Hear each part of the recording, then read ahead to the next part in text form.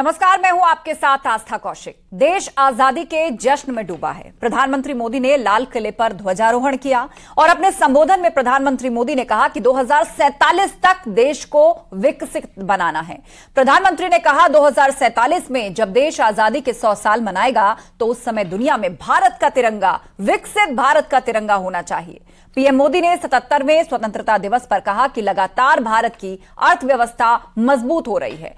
PM Modi ने लाल किले की प्राचीर से भ्रष्टाचार, परिवारवाद और तुष्टीकरण को लेकर जमकर निशाना साधा।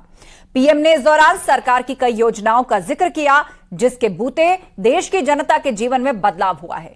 इसके साथ ही प्रधानमंत्री मोदी ने यह भी कहा कि आने वाले विश्वकर्मा जयंती पर एक नई योजना लॉन्च होगी जो कामगारों के लिए बड़ी मदद करेगी। और साथ ही पीएम मोदी ने 2024 में बीजेपी सरकार बनने का दावा किया और कहा कि अगली बार इसी लाल किले पर अधिक आत्मविश्वास के साथ आऊंगा।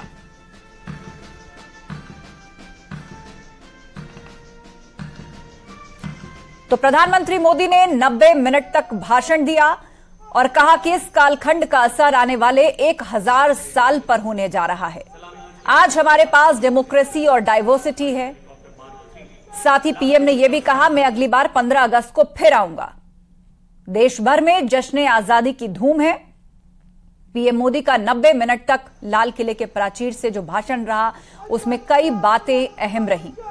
पीएम मोदी ने इस दौरान सरकार की कई योजनाओं का भी जिक्र किया जिसके बूते देश की जनता के जीवन में बदलाव हुआ और यह भी कहा कि आने वाले विश्वकर्मा जयंती पर एक नई योजना लॉन्च की जा रही है जो कामगारों की बड़ी मदद करेगी।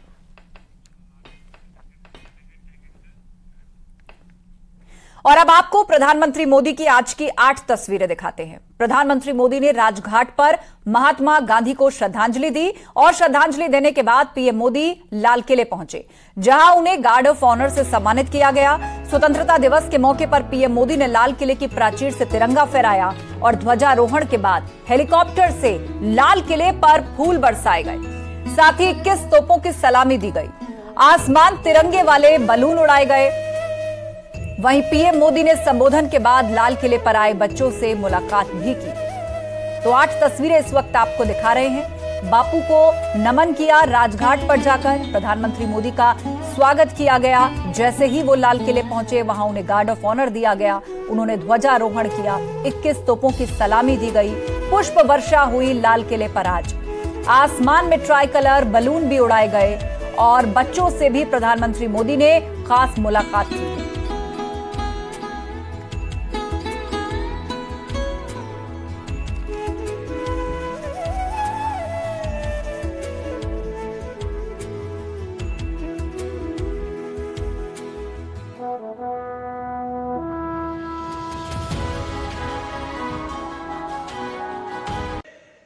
बुराइयों से लड़ना बहुत समय की मांग है। हमारे देश की सारी समस्याओं की जड़ में भ्रष्टाचार ने दिमक की तरह देश की सारी व्यवस्थाओं को, देश के सामर्थ्य को पूरी तरह नोच लिया। भ्रष्टाचार से मुक्ति, भ्रष्टाचार के खिलाफ जंग हर इकाई में, हर क्षेत्र में। और मैं देशवासियों, मेरे प्रिय परिवारजनों, ये मोदी के जीवन का कमिटमेंट है। ये मेरे अपने व्यक्तित्व का एक कमिटमेंट है कि मैं भ्रष्टाचार के खिलाफ लड़ाई लड़ता रहूंगा। दूसरा, हमारे देश को नोच लिया है परिवारवाद। इस परिवारवाद ने देश को जिस प्रकार से जकड़ के रखा है उसने देश के लोगों का हक छीना है। और तीसरी बुराई तुष्टीकरण की है। ये तुष्टीकरण में भी देश के मूलभूत चिंतन को, देश के सर्व समावेशक हमारे राष्ट्रीय चरित्र को दाग लगा दिए, तहस नहस कर दिया है ये।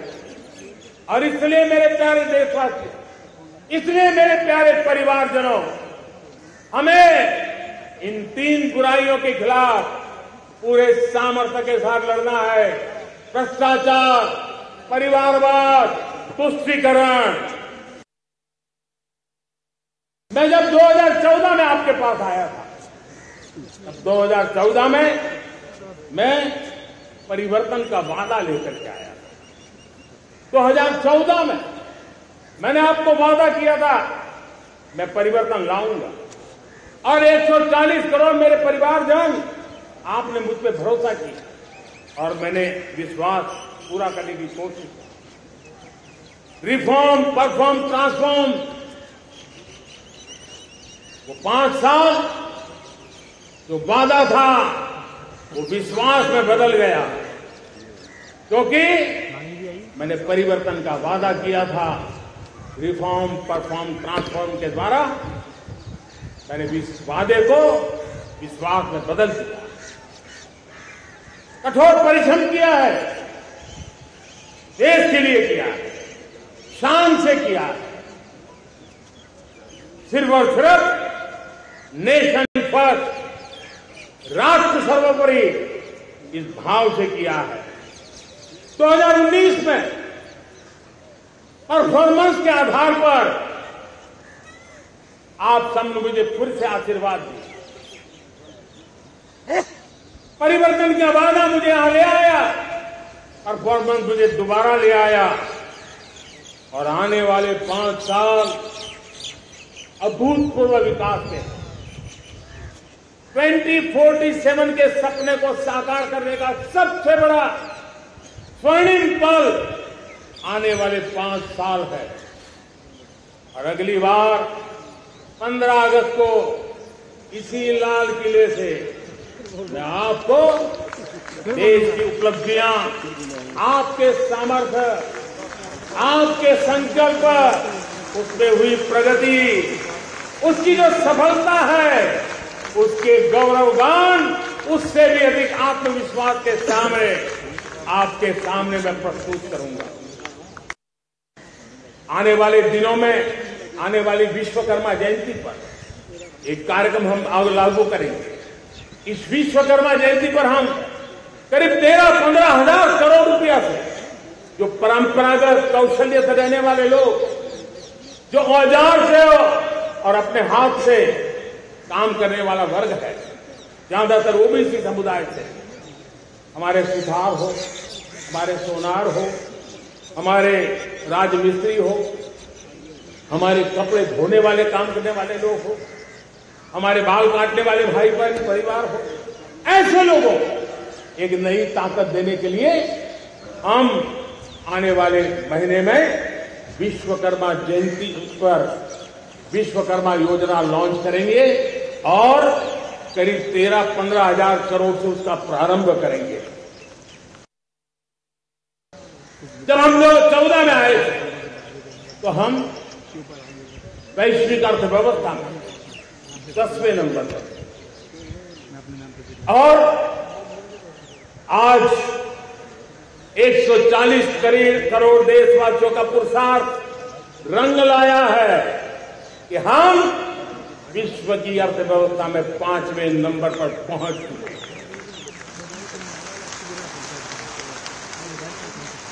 और ये ऐसे ही नहीं हुआ है।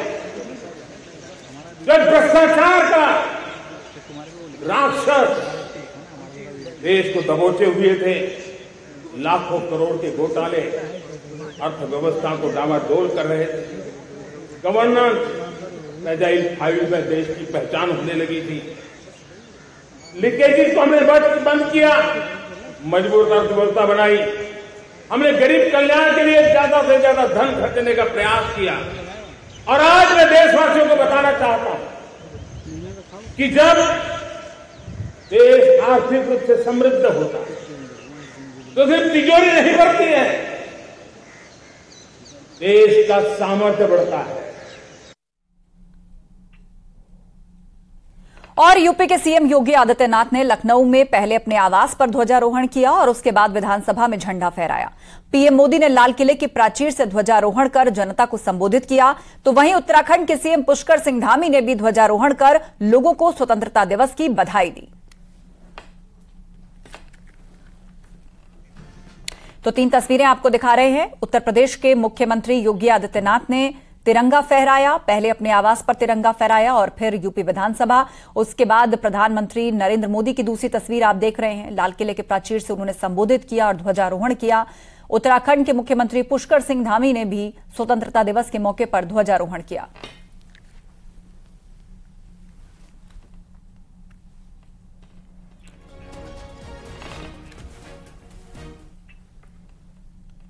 स्वतंत्रता दिवस पर सीएम योगी ने विधानसभा के गेट पर झंडारोहण किया और इस दौरान राष्ट्रगान के लिए पूरे लखनऊ शहर में 52 सेकंड के लिए ट्रैफिक को रोका गया था। स्वतंत्रता दिवस के मौके पर हेलीकॉप्टर से पुष्प वर्षा की गई और इस मौके पर सीएम योगी ने सेना के जाबाजों और भारतीय सेना के शहीदों के परिजनों को सम्मानित किया। साथ ही पंच प्रण की शपथ दिलाई। अपने संबोधन के दौरान सीएम योगी ने स्वतंत्रता दिवस की बधाई देते हुए कहा कि पिछले 9 साल में भारत ने इंफ्रास्ट्रक्चर से लेकर सुरक्षा, विरासत और गरीब कल्याण क्षेत्र में बड़ी प्रगति की है। गुलामी की मानसिकता को जड़ से उखाड़ फेंकेंगे। देश की समृद्ध विरासत पर गर्व करेंगे। भारत की एकता को सुदृढ़ करेंगे और देश की रक्षा करने वालों का सम्मान करेंगे। नागरिक होने का कर्तव्य निभाएंगे। भारत माता की जय।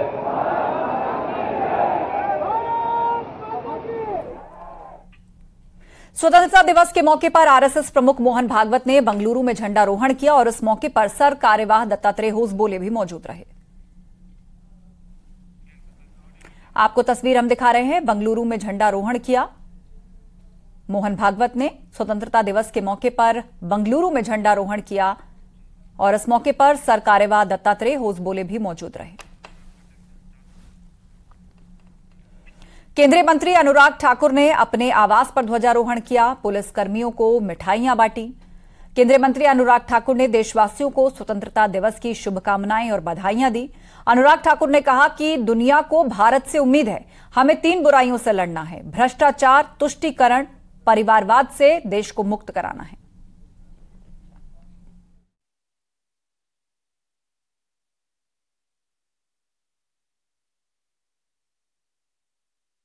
पहले तो मैं पूरे देशवासियों को स्वतंत्रता दिवस की बहुत बहुत बधाई और शुभकामनाएं देता हूं।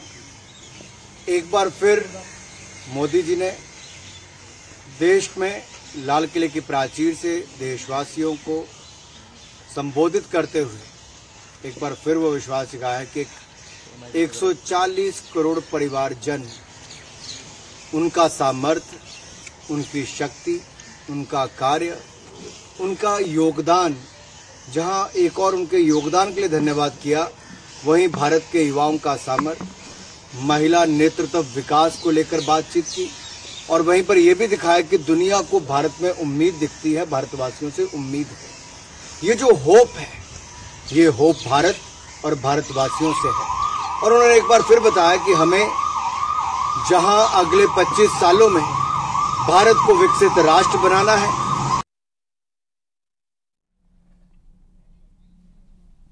और स्वतंत्रता दिवस के मौके पर अभिनेता अनुपम खेर ने ट्विटर पर एक वीडियो शेयर किया है जिसकी थीम है मैं तिरंगा हूं।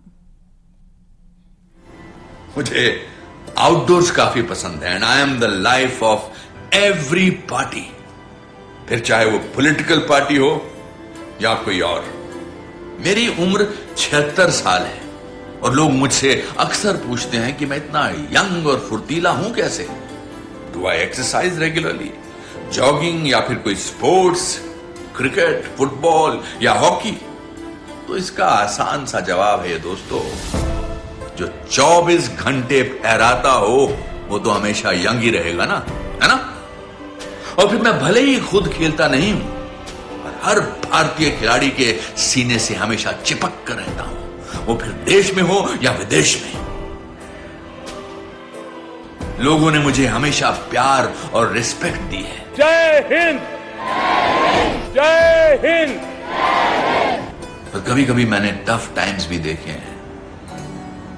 कुछ लोगों ने मुझे रौंदने या जलाने की भी कोशिश की है, पर मैंने कभी उन्हें अपने ऊपर हावी नहीं होने दिया। भाई मैं भी कोई चुपचाप घर में बैठने वालों में से नहीं। मैं दुनिया के हर एक कोने में फैला हुआ हूं, हर एक देश में, हर एक कॉन्टिनेंट में, यहां तक कि आसमान तक को भी नहीं छोड़ा मैंने। पूरे जोश से लहराता हूं हर जगह में।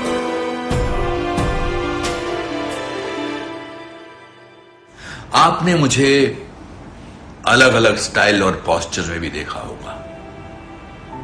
जब मैं नॉर्मल रहता हूं, इसका मतलब देश में सब कुछ ठीक ठाक चल रहा है। जब मैं अपसाइड डाउन होता हूं, इसका मतलब समवन इज इन डेंजर। जब कभी मैं आधा झुका रहता हूं, that's not my favourite position at all. और वक्त एक ब्रेक का है, जल्द होंगे हाजिर, कहीं मत जाइएगा।